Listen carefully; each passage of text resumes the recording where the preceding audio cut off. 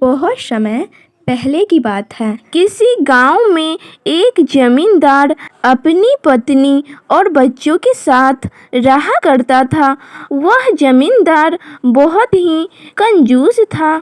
वह जमींदार खेत जोतने के काम में जिसे रखता था, वह कुछ समय बाद ही काम छोड़कर भाग जाता था, क्योंकि जमींदार उससे बहुत काम लेता था। नौकर सुबह उठकर ही जमीन जोतता, बीज बोता, पौधों में पानी डालता और इन सब कामों के लिए वह केवल खाने भर को ही देता था। फसल कट जाने के बाद वह उन नौकरों को खाने को भी कुछ न देता था। इस जमींदार की कंजूसी के बारे में गांव भर में चर्चा होती थी। ऐसा ही बहुत समय तक चलता रहा, लेकिन एक समय ऐसा आया कि उसे खेतों पर काम करने के लिए आदमी मिलना भी मुश्किल हो गया। वह जिसे भी काम पर रखने की कोशिश करता, वही दुगने पैसे मांगता। लेकिन जमींदार पर इसका कोई असर न हुआ। उल्टे वह बेचारे मजदूरों का वेतन काट लेता था। उसी गांव में श्याम नाम का एक बुद्धिमान लड़का रहता था। उसने जब उस कंजूस जमींदार के बारे में सुना तो उसको सबक सिखाने की सोची। वह एक आदमी को साथ लेकर जमींदार के पास जा पहुंचा। जमींदार ने उन्हें बैठने को कहा और उनसे आने का कारण पूछा। श्याम ने बताया कि वह उसके खेतों पर काम करना चाहता है। इस पर जमींदार बोला, तुम्हें पूरे साल काम करना पड़ेगा, बीच में भागोगे तो नहीं। तब श्याम ने जवाब दिया, मालिक, पहले मुझे यह बताओ कि आप मुझे क्या दोगे, तभी मैं बताऊंगा। जमींदार बोला, यह बात तो मैं तुम्हारा काम देखकर ही तय करूंगा। अगर अच्छा काम करोगे तो साल में 12 किलो चावल दूंगा, अगर नहीं तो 9 से 10 किलो ही दूंगा और साथ में कपड़े भी मिलेंगे। उसकी बात सुनकर श्याम बोला, अब आप मेरी भी शर्त सुन ले। मुझे मालूम है कि आप मजदूरों को कम खाना और कम मजदूरी देते हैं, इससे वे काम छोड़कर भाग जाते हैं, लेकिन मैं भागने वाला नहीं हूँ। इसीलिए मुझे साल में एक बीज धान का देना, जिसे नीची जमीन में मैं खुद लगाऊंगा, और एक बीज गेहूं का देना, जिसे मैं ऊंची जमीन में लगाऊंगा। पहनने के लिए कपड़े देना होगा। प्रतिदिन एक पत्तल चावल खाने को देना, एक पत्तल से अधिक नहीं मांगूंगा। इसके बाद तुम जो कहोगे मैं वो काम करूंगा, लेकिन अगर मैं ना करूं तो मेरा हाथ काट लेना।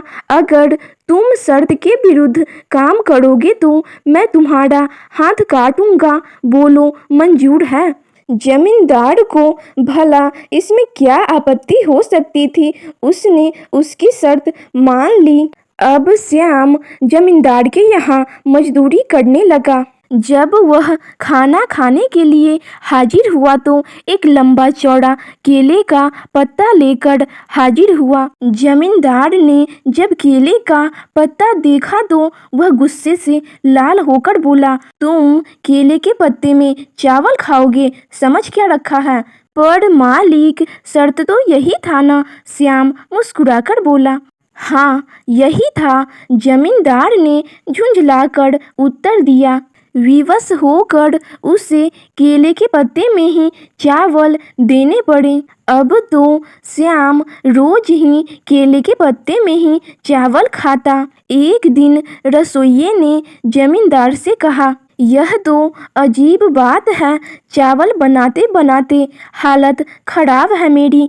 हुजूर, यह आप किस तरह के आदमी को पकड़ लाए हैं? 10-10 आदमियों के चावल अकेले ही खा जाता है। अरे 10 आदमियों के बराबर का काम भी तो यही करता है, जमींदार ने उत्तर दिया। यह बात तो बिल्कुल सही थी। श्याम काम में कोई कंजूसी न करता था, सारा काम अपने हाथों से पूरा करता और मजदूरी में वह एक गेहूं का व एक चावल का दाना ही लेता था। एक दिन श्याम ने जमींदार से कहा, मालिक, मैंने गोबर के ढेर में गेहूं बो दिया है और धान को नीची वाली जमीन में बो दिया है। गेहूं के पौधों में अनेक दाने निकले हैं, उसी प्रकार धान के पौधे में भी अनेक दाने निकले हैं। फिर श्याम ने उन सभी दानों को बीज के रूप में रख लिया। दूसरे साल भी उसने गेहूं और धान के बहुत से पौधे उगाए। इसके अलावा उसे मजदूरी के रूप में भी एक एक बीज अलग से मिला। उन बीजों को उसने अगले साल के लिए रख लिया। शर्त के अनुसार वह धान के बीज को नीची जमीन में और गेहूं के बीज को ऊंची जमीन में बोता था। ऐसे ही 6 साल बीत जाते हैं। इस तरह श्याम के मालिक के हाथ से सारी जमीन निकल गई। अंत में जमींदार ने पंचायत के आगे जाकर शिकायत कर दी। तब श्याम को बुलवाया गया। श्याम पंचायत में हाजिर हुआ। गांव वालों ने श्याम को समझाते हुए कहा कि इस बार जमींदार को माफ कर दो, उसे बहुत बड़ा दंड मिल चुका है। श्याम ने कहा, इन्होंने गरीबों को बहुत सताया है, उन्हें भरपेट खाना तक नहीं दिया, दंड तो इन्हें मिलना ही था। अरे नहीं नहीं बेटा, इनको थोड़ी सी जमीन तो दे ही दो, एक बूढ़े गांव वाले ने श्याम को समझाते हुए कहा।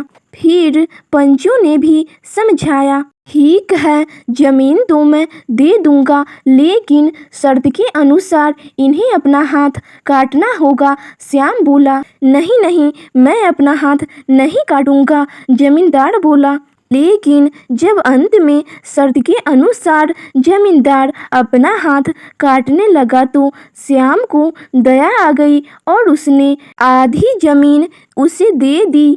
उस दिन के बाद से जमींदार एकदम से बदल गया। अब वह सभी मजदूरों के साथ अच्छा व्यवहार करता और उन्हें भरपेट खाना और उचित मजदूरी भी देता। अब तो गांव के सभी लोग श्याम की सूझबूझ की प्रशंसा किए नहीं थकते थे। तो आपको यह कहानी कैसी लगी कमेंट सेक्शन में ज़रूर बताइएगा। और अगर आप हमारे चैनल पे पहली बार आए हैं तो चैनल को सब्सक्राइब करना मत भूलिएगा एंड वीडियो को अपने दोस्तों के साथ शेयर करना भी मत भूलिएगा। और अभी तक आपने वीडियो को लाइक नहीं किया है तो लाइक भी कर दीजिए। तो मिलते हैं नेक्स्ट वीडियो में, तब तक के लिए thanks for watching this video.